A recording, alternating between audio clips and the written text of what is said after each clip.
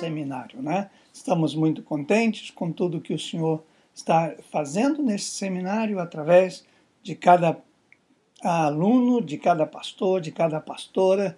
O meu muito obrigado, a minha gratidão por vocês participarem conosco, tá bom? Vamos orar. Senhor, eu quero pedir a tua inspiração, a tua sabedoria para este momento de aula, Senhor.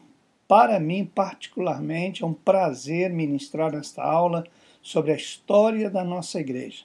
Meu Deus, que sejam palavras mais do que uma história, mas sejam palavras que transmitam vida a cada aluno, a cada pastor, a cada seminarista que está estudando conosco e aqueles de outras denominações que também sejam alcançados pela graça do Senhor. Pai, muito obrigado por o Senhor nos permitir existir como igreja, uma igreja que se importa com você e pela linda história que o Senhor tem nos dado. Recebe nossa gratidão, nosso louvor e a nossa adoração no nome de Jesus. Amém. Amém. Ok, meus queridos, sejam muito bem-vindos à nossa matéria, né? Uma matéria nova, mas essencial. Eu escrevi para os pastores e pastoras da nossa igreja que o livro de disciplina da Igreja Metodista Internacional obriga, não pede, não sugere, mas obriga que todos os pastores e pastoras da nossa igreja cumpram esta matéria. Então eu espero que você faça isso, né? Não sou eu que estou obrigando, eu apenas estou ministrando a aula, tá bom? Vamos fazer um pouco diferente dessa vez. Ela não vai ser ao vivo, está sendo gravada e você vai poder rever isso. Eu vou lançando semanalmente a aula correspondente e junto com ela tem alguns requisitos que serão solicitados para que o aluno, a pessoa que esteja fazendo conosco responda. A aprovação desta matéria depende de você me enviar corretamente os exercícios, os requisitos que se pedem ao longo da nossa matéria. Então, faça isso, tá? Com a maior presteza e com a maior sinceridade, a maior alegria possível, tá bom? Então, eu quero dizer também que esta aula tem uma nova característica, é uma história. Então, eu quero... apesar de estar usando atrás de mim a televisão, coisa assim, eu quero ser um contador de história. E quero que esta aula fique gravada para a nossa história, tá? Eu passo, você passa, mas a história permanece. Eu gostaria muito, muito mesmo, que esta aula fosse passada até para os membros da igreja.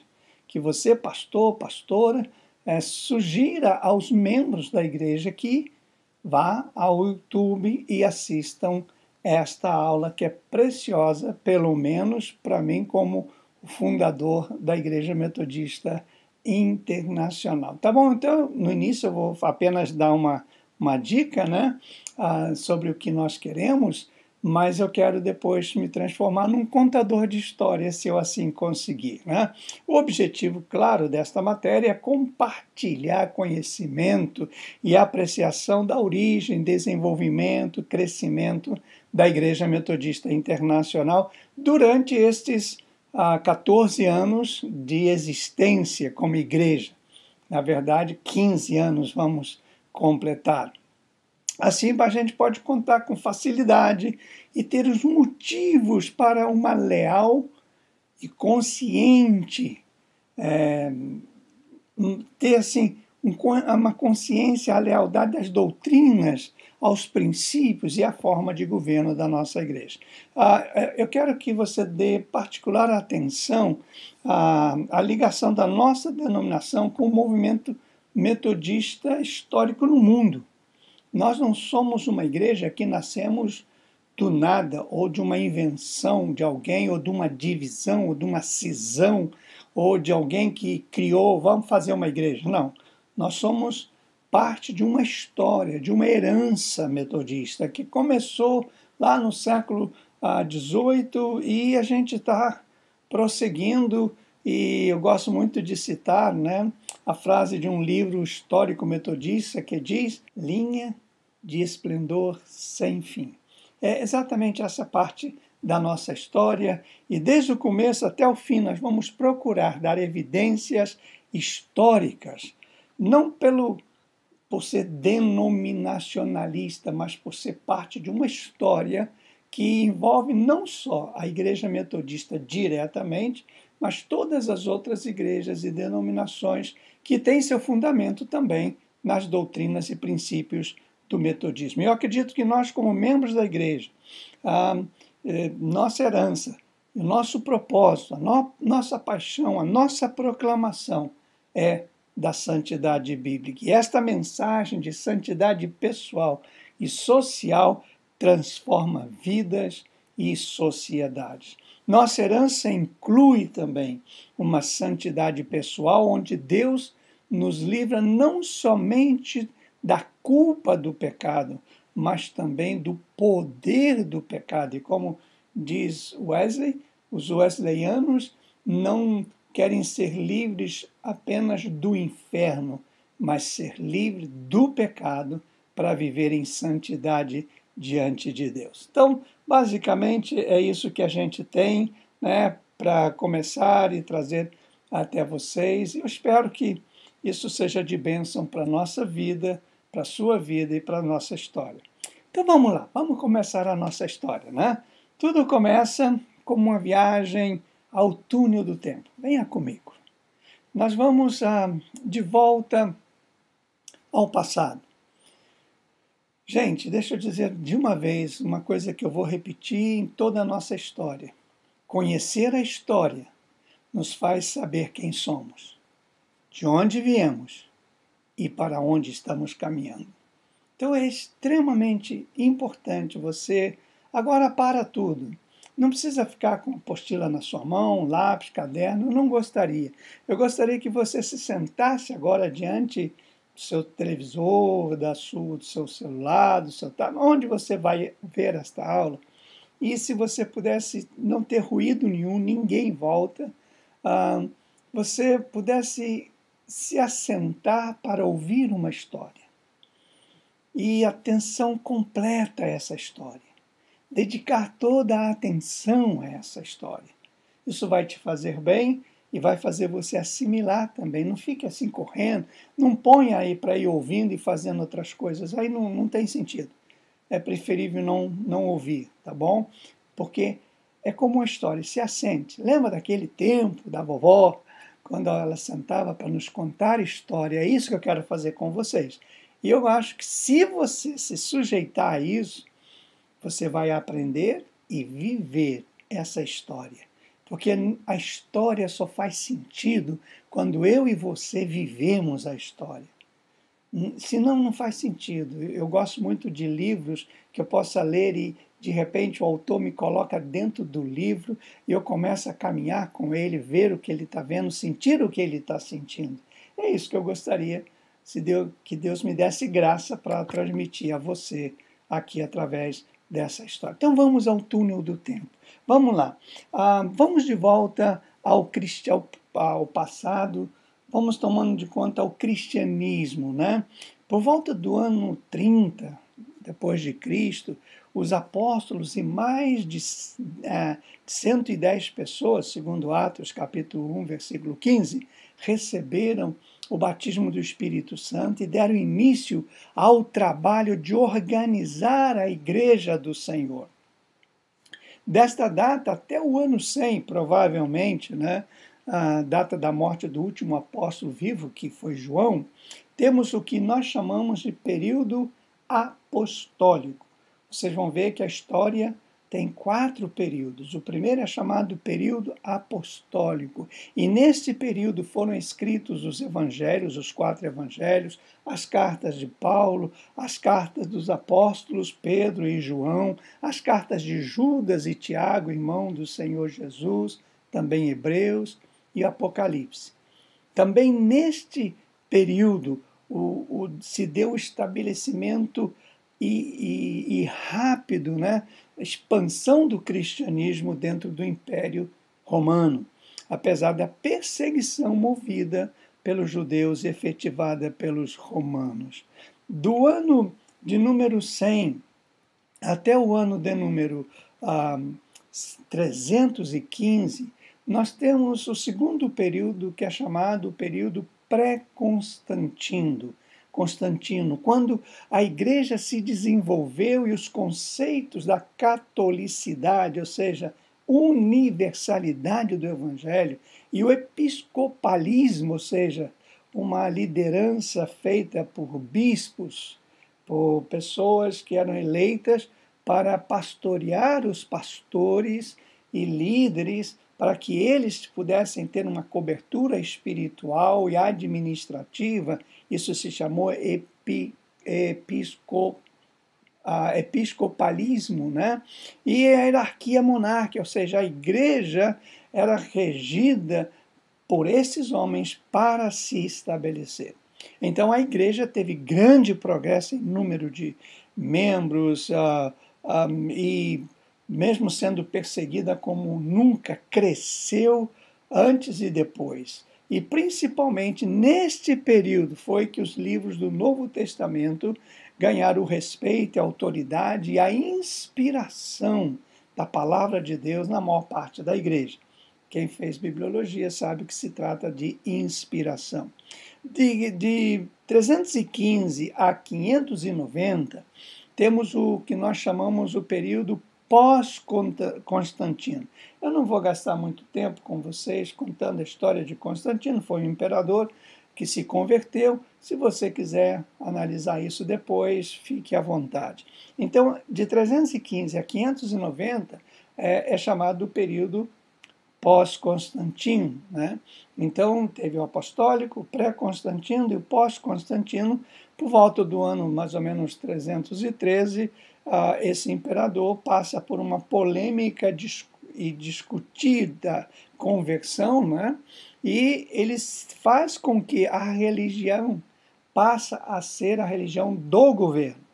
Então, ele impõe a religião cristã, no caso, a todo o seu reino, né, todo o seu governo, e a partir de então a igreja deixa de ser perseguida formalmente, a igreja cresce tanto que não tem nem como doutrinar grande número dos crentes novos que iam chegando.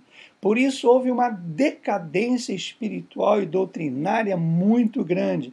Mas, no entanto, a igreja que nesse período ganha mais defensores intelectuais, doutores, pois agora não é mais uma religião do povinho, é a religião do governo, né?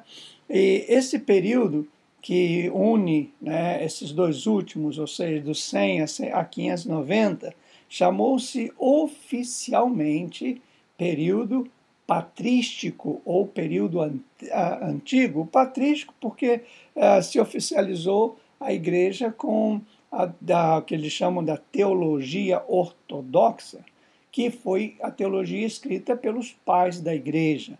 Consideravam os pais da igreja os primeiros teólogos, as pessoas pensantes que formularam as doutrinas básicas para a igreja cristã. Talvez já tenha você ouvido e lido sobre isso, né? Todos os santificados do catolicismo romano.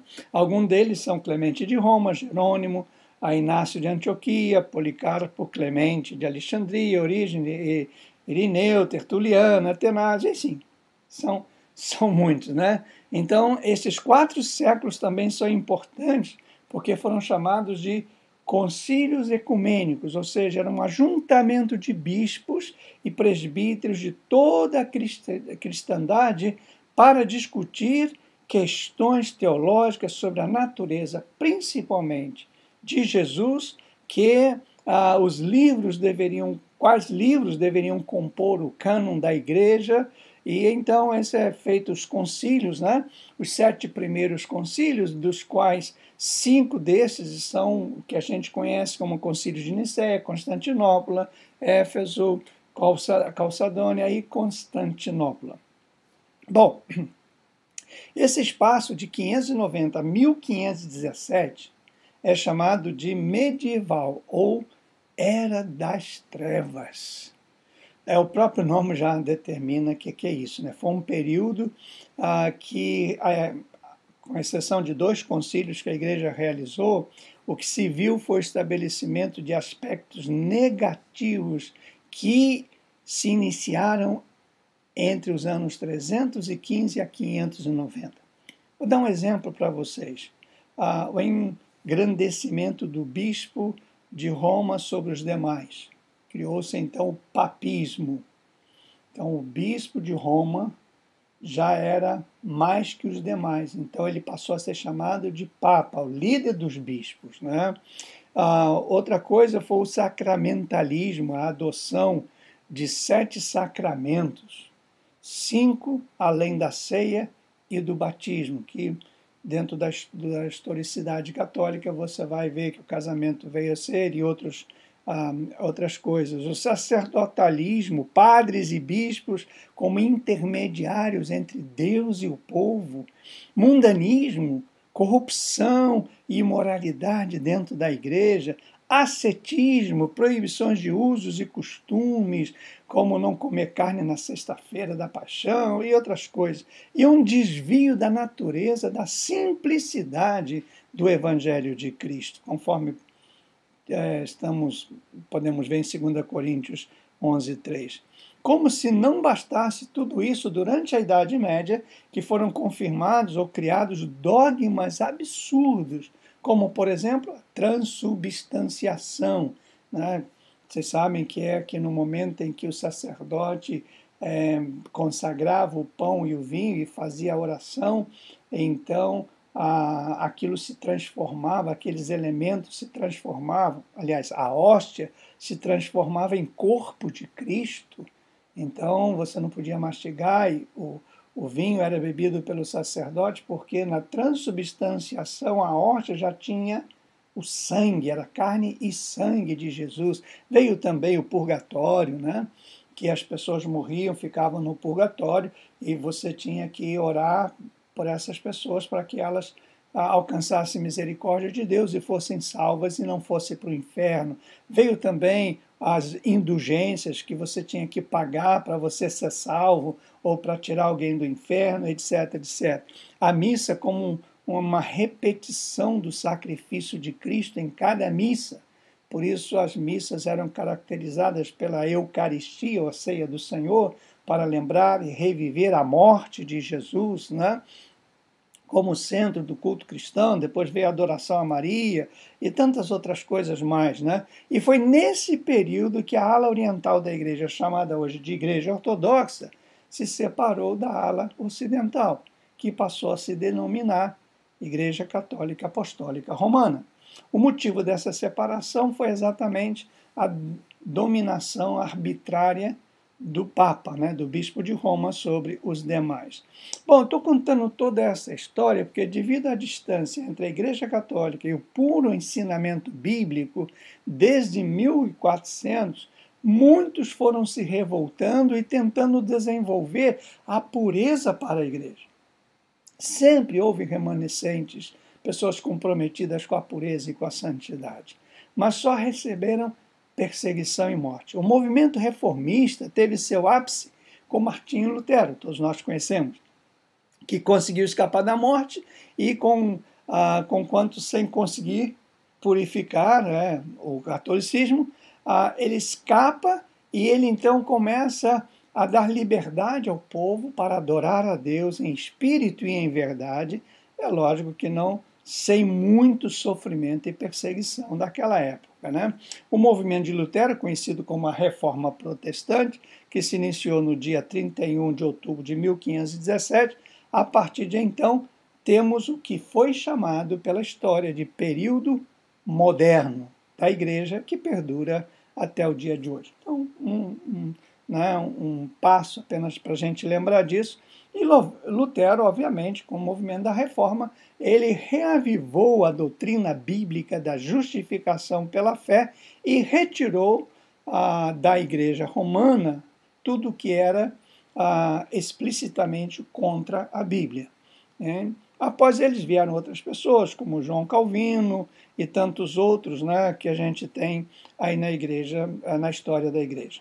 Bom, Dentro desse panorama, vamos entender o metodismo, né? A igreja anglicana, que era essa igreja que se separou da igreja católica, essa igreja anglicana, na verdade, ela era separada apenas por uma questão administrativa, mas ela não, na verdade, a única diferença é que ela era libertada do papismo. Ela não obedecia à ordem episcopal do Papa de Roma, mas era uma igreja católica que tinha as suas tradições e as suas doutrinas, né? As ideias principais circulavam desde muito e causavam grande alvoroço, especialmente na Inglaterra e na Escócia, onde eles eram muito fortes, né? Thomas Cranmer, conselheiro do Henrique VIII, de inclinação protestante, passou ao que ele chamou purificar o anglicanismo. Grandes disputas, quando a gente fala disputa, são debates teológicos, né? Grandes disputas começaram a ocorrer daí por diante, principalmente quando subiu ao trono inglês um monarca que pensava de inclinação católica. Então, e aí muito importante esse processo de purificação da igreja anglicana, de restaurar a prática e a doutrina do Novo Testamento em toda a sua pureza, mas também era cerceada pelo movimento calvinista, né, escocês, e, enfim. E essa luta toda fez com que a igreja anglicana fosse ligada ao Estado e permitia expressões religiosas como o catolicismo e várias seitas independentes. Ou seja, ela, nesses debates, ela não tomou uma posição básica, doutrinal e bíblica, não. Ela se fez muito mais uma catalisadora das diferentes igrejas da época, como os batistas, os congregacionais, menonitas, quaker, presbiteriana, enfim, os moravianos e tal. Essa situação, em 1703, começa a mudar com o nascimento de John Wesley, que foi o fundador do metodismo, ainda que ele nunca deixou de ser anglicano, né? A mancha religiosa era enorme nesse momento que nasce John Wesley. As várias disputas entre católicos, independentes, anglicanos, puritanos, originaram uma sociedade incrédula e imoral. Porque todo conflito gera divisão, e você sabe onde vai dar isso, né? Além desses incredulidade e imoralidade, também havia a letra da Bíblia, né, dos ensinamentos era morta, porque ninguém acreditava nisso. E, nesse momento, João Wesley, Samuel e Susana, Samuel, seu pai, Susana, sua mãe, de origem puritana, começaram a dar certos valores religiosos, morais e bíblicos. E era muito emocionante ser guiado ser guiado por um Deus ativo, um Deus que cria e alcança a salvação sem ser pelas obras, porque era isso que era pregado. Então, ele vem. Carlos Wesley, o irmão de João, em 1729, ele fundou na Universidade de Oxford um clube de rapazes que tentavam viver o mais santamente possível. E por serem eles organizadores dessas reuniões, eles eram bastante metódicos, eles então começaram a ser chamados, assim, por um ato de zombaria, né, de metodistas. Quando João retornou à universidade, após um período de auxiliar seu pai, que era sacerdote, pastor anglicano, ele se tornou líder deste grupo e que, na verdade, esse grupo era chamado de Clube Santo. Então, tudo pejoricamente, né? Eles eram chamados de Clube Santos. Tudo assim, de uma forma muito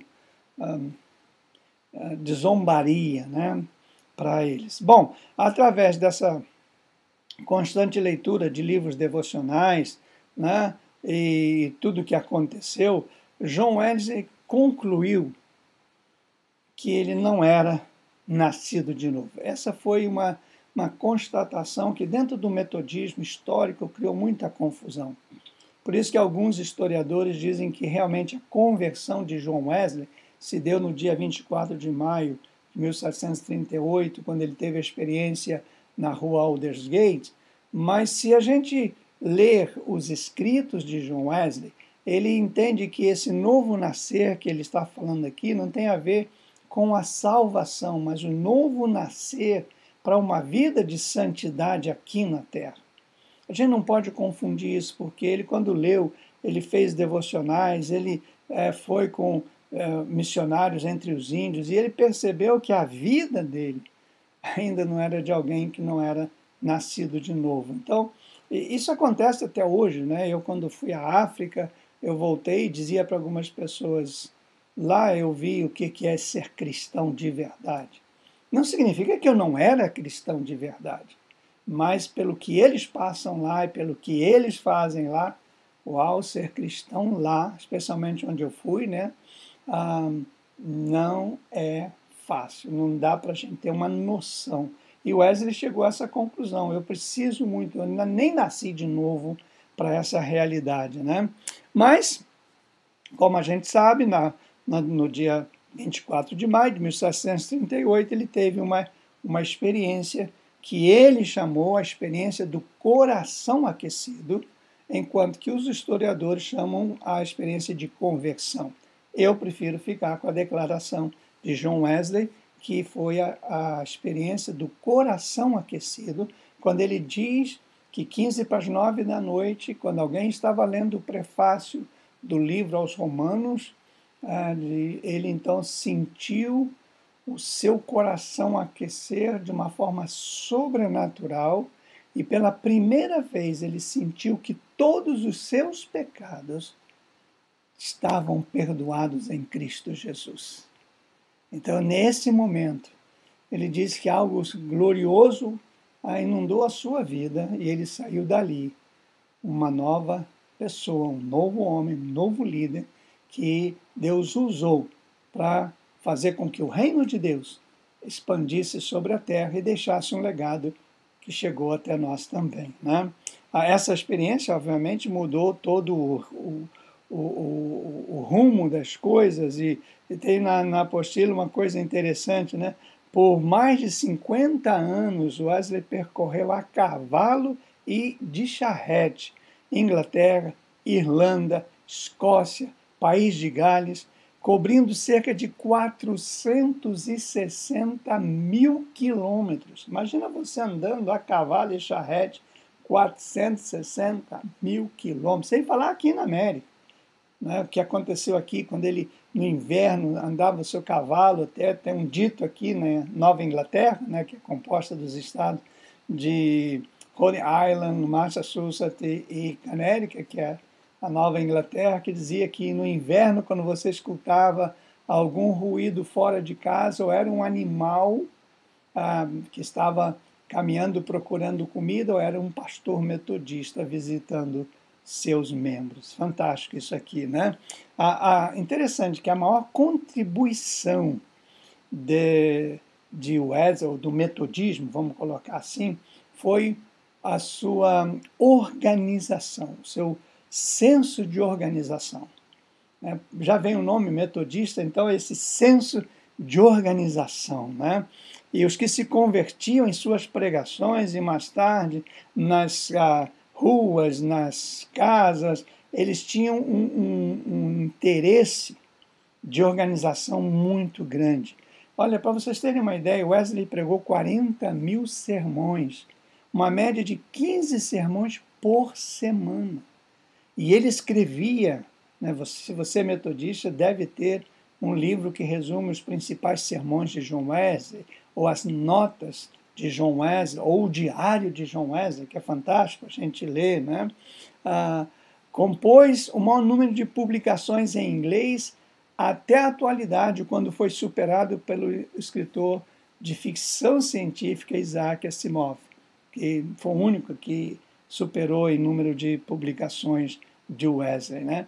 Interessante que ele criou o que ele chamou de classes dentro da igreja. Hoje a gente chama de ministérios, departamentos, chamou classes, que na verdade foi o primeiro movimento de discipulado, conforme a gente conhece. Essas classes, ele disse que tinha que ter no máximo 12 pessoas. Esses grupos eram para se edificarem, aprenderem, tinham que criar um bom ambiente de companheirismo e acompanhamento para que a pessoa pudesse ser edificada e orientada segundo os princípios da palavra. Várias classes se formaram, né? E essas classes formando, ele criou sociedades. Então era assim, sociedade de mulheres, tinha várias classes de mulheres aprendendo, discipulado como a gente conhece. Isso veio dele, né? E ele chamou também de circuito. Circuito seria um ajuntamento de sociedades, que hoje a gente chama de igrejas. Então, cada igreja tinha um circuito, ou seja, 10 igrejas formavam um circuito, e assim o metodismo criou uma organização para se retroalimentar e alcançar o mundo, né? Interessante que ele dizia que a responsabilidade era sempre dada a um obreiro leigo. Os pastores eram itinerantes. O que quer dizer isso? Que o pastor tinha várias igrejas que ele tinha que visitar e pregar, e cada uma daquelas igrejas, o circuito ou sociedade, tinha um líder leigo que era responsável por pastorear, apacentar e cuidar da igreja. Isso porque, além de ter uma escassez tremenda de pastores, o desafio e o crescimento era muito rápido, né? É interessante, eu já falei que o Wesley nunca saiu da igreja anglicana, apesar dele ter sido mandado embora algumas vezes, mas ele nunca fez, e ele nem admitia que uma pessoa saísse de uma igreja para ser metodista. Ele diz, você pode ser metodista na igreja onde você está. Aprenda os métodos, aprenda os princípios e viva isso onde você está. Ele não tinha essa ideia de sectarismo que muitas vezes a gente vê nas igrejas de hoje. Para João Wesley, ser metodista, ser batista, ser anglicano, era indiferente. Ele tinha que ser um nascido de novo. Viver a história e contagiar as pessoas que passavam por ele. Em 1776, os Estados Unidos declararam guerra à Inglaterra e, consequentemente, os metodistas americanos não eram mais anglicanos. E Wesley ordenou aqui Thomas Cook como superintendente, que era o que iria superintender as igrejas aqui nos Estados Unidos, né? E também ele ordenou pastores, o Vassey e o Watcoat, em 1784, para que pudessem ministrar a ceia do Senhor. Wesley criou uma exigência que para ministrar a ceia não podia ser um leigo, tinha que ser uma pessoa credenciada, consagrada e ordenada para ministrar a ceia do Senhor, né? Muito bem, surgiu então a Igreja Metodista Episcopal aqui nos Estados Unidos, e em 1786 Wesley permitiu que algumas sociedades metodistas na Inglaterra realizassem cultos no mesmo horário que os cultos anglicanos, porque ele dizia o seguinte, uma sociedade metodista não pode competir ou concorrer com uma igreja anglicana, então tinha que ser horários diferentes, dias, não dias diferentes, porque era só o domingo que eles faziam, mas com o passar do tempo ele disse, não, pode fazer, porque não está tirando ninguém de lugar nenhum, então pode ser feito isso aí, né? E ele veio a falecer em 1791, quando o metodismo contava com 130 mil membros, cerca de 1 milhão de simpatizantes. Quem a gente chamava simpatizantes? Ele chamava o membro da igreja, vamos supor que ele fosse o único na família, mas tinha a esposa, os filhos, que também iam à igreja, ou aceitavam ou gostavam do metodismo, mesmo não sendo metodista, né, como membro, porque ele também exigia, para ser membro não era fácil. Se você pegar um pouco da da história do metodismo, para você se tornar membro de uma igreja metodista, era muito, muito difícil. E era muito fácil ser excluído da igreja metodista. Porque se você não participasse dos princípios de doutrina e de santidade, você não poderia continuar como membro da igreja. Então, tem até na história que ele, num domingo, ele batizou e recebeu como membros da igreja, eu não me recordo o número, mas só para ilustrar para vocês, 100 pessoas, e no outro domingo ele excluiu 30. Né? Então, porque para ele era assim fundamental que um membro da igreja vivesse as doutrinas da igreja. Mas ele aceitava os simpatizantes, ele não obrigava ninguém. Então você vê 1 milhão de simpatizantes, isso em 1790. Imagina, né? Hoje, claro, o metodismo hoje está no mundo inteiro, somos milhões de metodistas, mas isso é coisa, né? E se a gente voltar um pouquinho no tempo, em 1571, o anglicanismo adotou o que se chamou os 39 artigos de religião. E Wesley fala muito sobre isso. Até nós tínhamos no nosso livro de disciplina que um membro da igreja deveria andar em harmonia com os artigos de religião. Mas Wesley destacou pelo menos 5. Só que como isso é difícil acesso para algumas pessoas, isso tem muito mais a ver com a história. A gente hoje não exige tanto que as pessoas, os metodistas internacional, vivam ou tenham conhecimento ou estudem. Mas é importante que você, pastor, líder, conheça esses artigos de religião, né? Que a gente tem, que faz parte da nossa confissão de fé e que determina a nossa base teológica, né? Bom, aí você tem na história que desses 39, 15 artigos Wesley rejeitou porque esses artigos confirmavam uma doutrina calvinista de predestinação, né?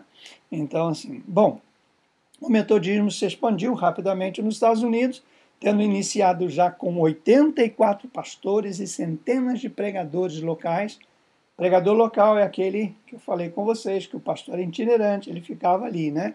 O Wesley chamava de pregadores locais. E exortadores, mais de 50 capelas e 15 mil membros, embora das menores denominações naquela época, né? Na época, a maior denominação nos Estados Unidos era a congregacional. E em 1816 já eram 200 mil membros metodistas, 5.700 membros por ano chegavam à Igreja Metodista. E em 1860 éramos aqui 990 mil membros, quase que 18 mil membros por ano. O metodismo chegou e era aqui. Então, isso é um pouquinho da nossa história, de volta ao passado. E para isso eu coloquei aqui para vocês alguns requisitos. Não sei se dá para vocês verem com clareza aqui, mas eu estou chamando de requisito A. O requisito A tem 5 perguntas. E eu vou falar aqui para você poder anotar e me mandar. Primeiro é porque é tão importante estudar a história, e em especial a história da Igreja Metodista Internacional. Por que é importante? São suas palavras, alguma coisa eu já mencionei. Segundo, o que você entende por universo eclesiástico, que tem na sua apostila aí, falando desse universo eclesiástico. Terceiro, quais são os 5 períodos da Igreja Cristã? Eu mencionei alguns aqui, né, como o pré-Constantino, pós-Constantino, apostólico, enfim. E né, são 5, você coloca eles para mim. E o que foi a Era das Trevas? Quando a gente fala da igreja cristã, daqueles anos, né, 1517 em diante, e cite algumas contribuições positivas do metodismo para o mundo, para as igrejas, para aquela época, e que também até hoje traz para a gente. Tá bom? Bom, vamos seguir um pouquinho mais? Temos ainda 10 minutinhos. Vamos falar um pouquinho sobre os bastidores da Igreja Metodista internacional. O que eu quero chamar com bastidores? Conhecer um pouquinho, nós vimos agora o metodismo de uma forma geral, como que ele chegou nos Estados Unidos. Porque a nossa igreja surgiu dos Estados Unidos para o Brasil. Então é bom a gente começar a entender a primeira coisa, que seria os problemas com o metodismo americano. O crescimento não foi tão organizado como Wesley desejava e como o metodismo exige, né? E o resultado foi um descaso pelas doutrinas e ênfases características do metodismo wesleyano, abandonado devido à falta de conhecimento, ignorância, porque o crescimento, vocês viram, era tão grande, 18 mil por ano. E isso, imagina, como você vai doutrinar, como você vai ensinar a tantas pessoas ao mesmo tempo. Com isso, o nível espiritual e moral da igreja caiu na mesma proporção do seu crescimento. Por isso, gente, só um parênteses, todo crescimento rápido demais traz circunstâncias e problemas bastante sérios. John Wesley já havia predito essa circunstância quando ele fez a advertência seguinte, gravem isso aí. Olha só, isso aqui eu achei sensacional e eu tenho isso como algo na minha vida. Não receio, disse Wesley, não receio que o povo metodista deixe de existir na Europa ou na América, mas temo que existam como uma seita morta, tendo o formato da religião, mas sem o seu poder. E este, inevitavelmente, será o caso, a menos que conservem a doutrina, o espírito e a disciplina que lhes eram características no princípio. Eu estou me aposentando como bispo da igreja no próximo ano. Eu faço destas as minhas palavras. Que se nós, como Igreja Metodista Internacional, por isso a importância dessa matéria, não nos cuidarmos, corremos o risco não de deixar de existir, mas de existir como uma igreja sem poder, sem significado, sem visão, sem missão. Uma igreja que tem a forma, mas não tem a essência.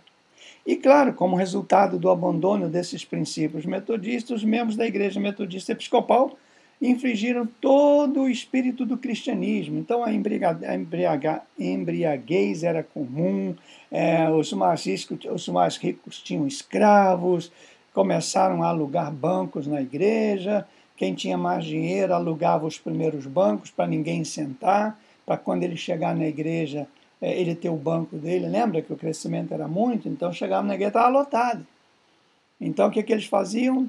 Alugavam, o banco tal é meu. Né? E alguns até compravam bancos especiais, mais confortáveis, para colocar na frente. E quanto mais perto do altar, mais caro eram os bancos a serem vendidos. Enfim, veio a prática de muita coisa. Muitos deixaram de ser dizimistas, de contribuir com a igreja. Muitos pastores e membros começaram a participar de sociedades secretas, como maçonaria e outras coisas. Abandonou-se a pregação evangélica e bíblica e a experiência da inteira santificação foi deixada de lado. Assim como a experiência do batismo, o que Wesley chamava de plenitude do Espírito. Apesar dessa decadência espiritual, ainda havia, dentro da Igreja Metodista Episcopal, muitos cristãos genuínos, que eles queriam e ansiavam pela volta da pureza, do poder que Deus deu no metodismo primitivo. Isso foi para mais ou menos ao redor dos anos 1840. E o Espírito Santo estava atuando com poder e graça nos Estados Unidos e na Europa. Então, apesar da frieza da liderança da igreja, havia realmente algo que era marcante, cultos de avivamento, acampamentos onde o Espírito de Deus se manifestavam, enfim, isso ocorria em contraste com a frieza da igreja. E Charles Finney, que muitos conhecem, né? E Asa Mahan pregavam sobre a santidade e a perfeição cristã por todo o país. E Feb Palmer dirigia aqueles chamavam as reuniões de terças-feiras em Nova York, com objetivos avivalísticos. Então, nessa reunião, eu fui nessa igreja, na John Street 44, onde Palmer dirigia essas reuniões de terça-feira, que começavam à tarde, não tinha hora para terminar, porque era a manifestação poderosa do Espírito Santo, em contraste com a frieza da igreja. Olha que coisa interessante, né? E toda essa movimentação avivalista de procurar manter a visão, o compromisso e a pureza da igreja foi chamado de movimento de santidade, ou, em inglês, movimento holiness, né? Então foram desses movimentos que Deus fez brotar uma nova expectativa para a igreja.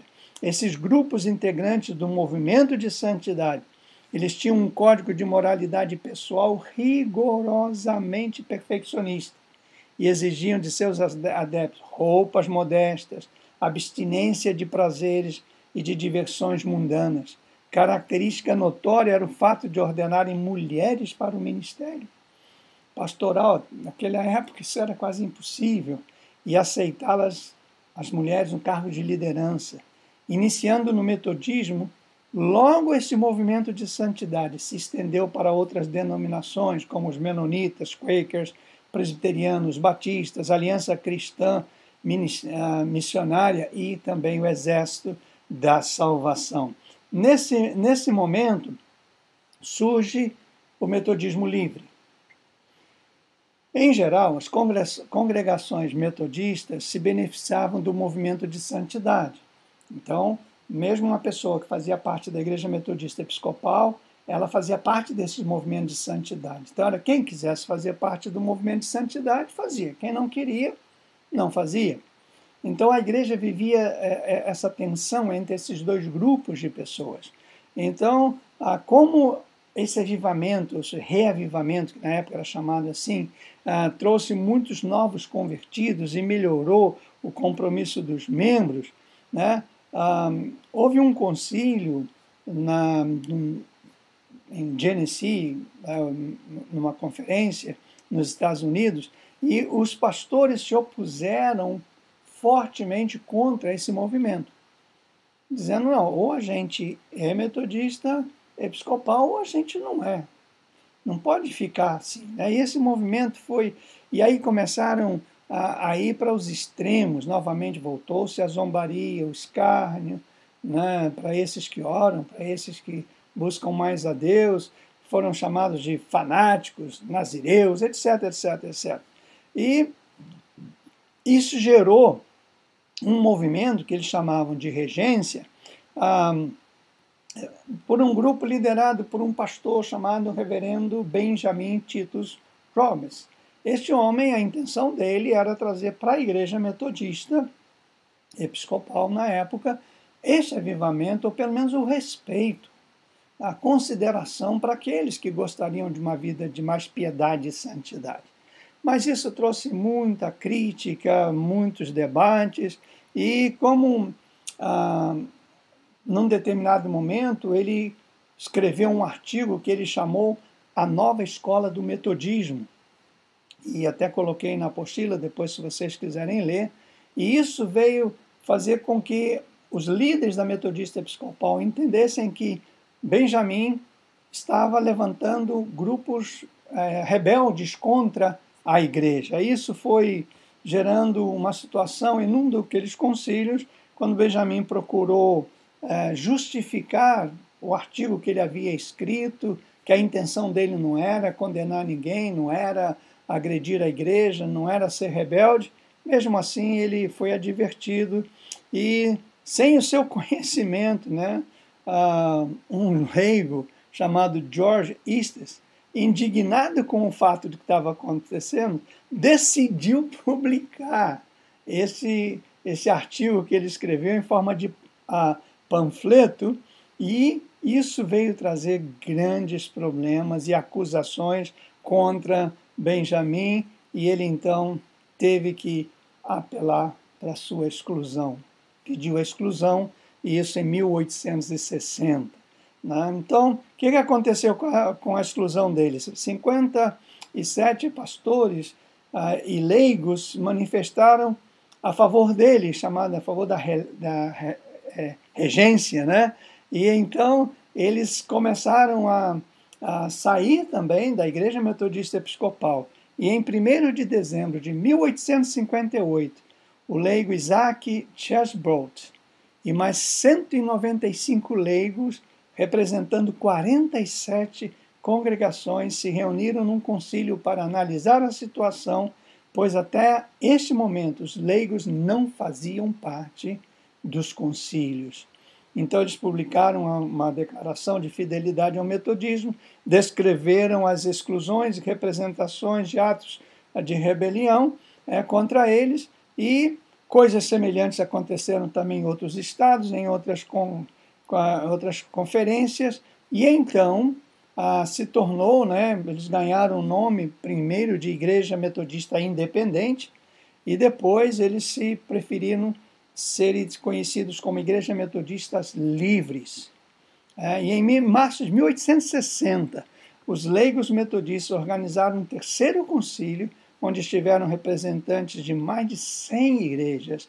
Eles reafirmaram as suas decisões, redigiram um memorando ao Concílio Geral, e então, em junho de 1860, o Concílio Geral reunido recusa a ouvir esses leigos, e então, aí, com esses erros dos concílios, tudo isso acontece que o reverendo, então, Benjamin Titus Robbins e seu filho, também o Robbins, corrigindo uma série de injustiças cometidas 50 anos atrás, prova que o metodismo livre surgiu de uma injustiça e não de um espírito de rebeldia ou divisão da parte dos metodistas livres. Então, desde março de 1860, antevendo as injustiças, os leigos já haviam disposto a organizar uma nova denominação com o nome Igreja Metodista Livre. Mas eles aguardaram todos os acontecimentos para que então isso fosse criado. E num concílio realizado na cidade de Pequim, Nova York, para adotar o livro de disciplina da Igreja Metodista Livre, em 23 de agosto, ficou organizada a igreja com as seguintes declarações. Isso é importante colocar para vocês, porque que eles resolveram adotar o nome Metodista Livres. Primeiro, eles eram livres, as doutrinas e os usos e costumes do metodismo primitivo, tais como testemunho do Espírito, inteira santificação, a um estado de graça distinta da justificação, atingível instantaneamente pela fé, assentos livres nas igrejas, cânticos congregacionais, sem música instrumental em todos os casos, simplicidade no traje. Essa era a característica. A segunda característica, igual representatividade de ministros e leigos em todas as comissões da igreja, desde as maiores e mais importantes até as menores. Leigos e clérigos juntos. Voto para não ter escravos e não pertencer a sociedade secreta nenhuma.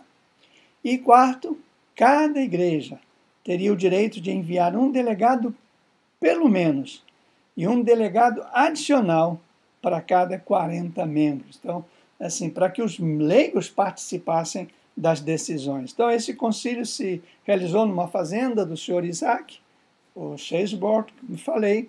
Então, eles se reuniram, formaram, e essa organização chamavam de uma organização denominacional. E o Benjamin Titus Robbins chegou mesmo a dizer o seguinte: nós estamos extremamente firmados na convicção que é do Senhor que estabeleçamos igrejas livres.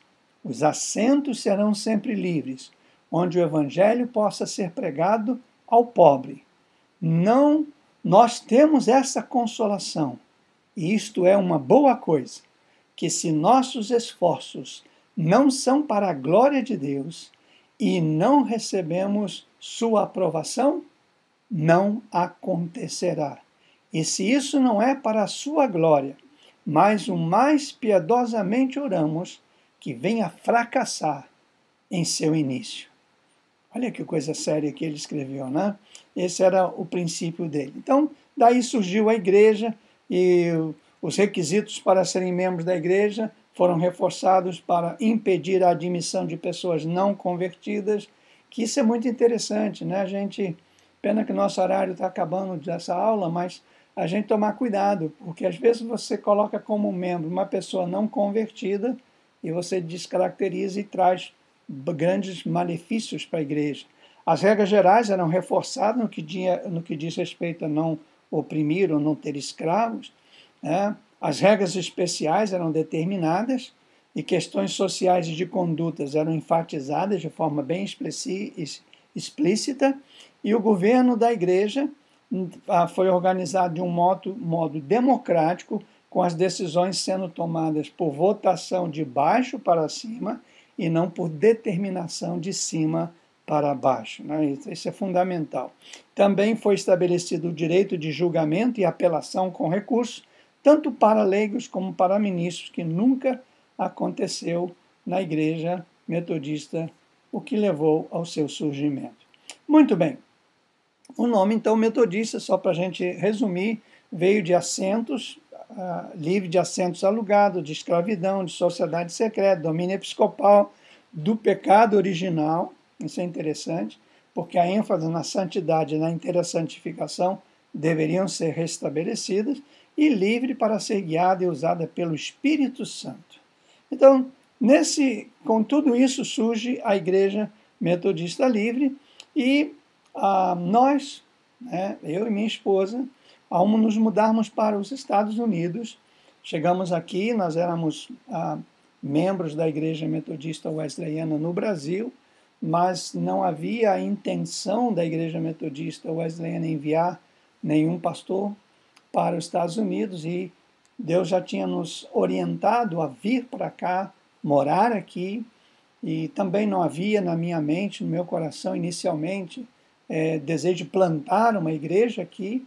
Então, quando chegamos, a igreja que nos acolheu foi a Igreja Metodista Livre, através de um grande homem de Deus chamado Dwight Gregory, que foi o meu primeiro superintendente, sob a direção do bispo Richard Snyder, que foi um homem de Deus na nossa vida, nos acolheu, e nós pastoreamos a Igreja Metodista Livre aqui nos Estados Unidos por mais de 20 anos, e dessa igreja foi que, no Ministério de Plantação de Igreja, que a Igreja Metodista Livre me escolheu para trabalhar.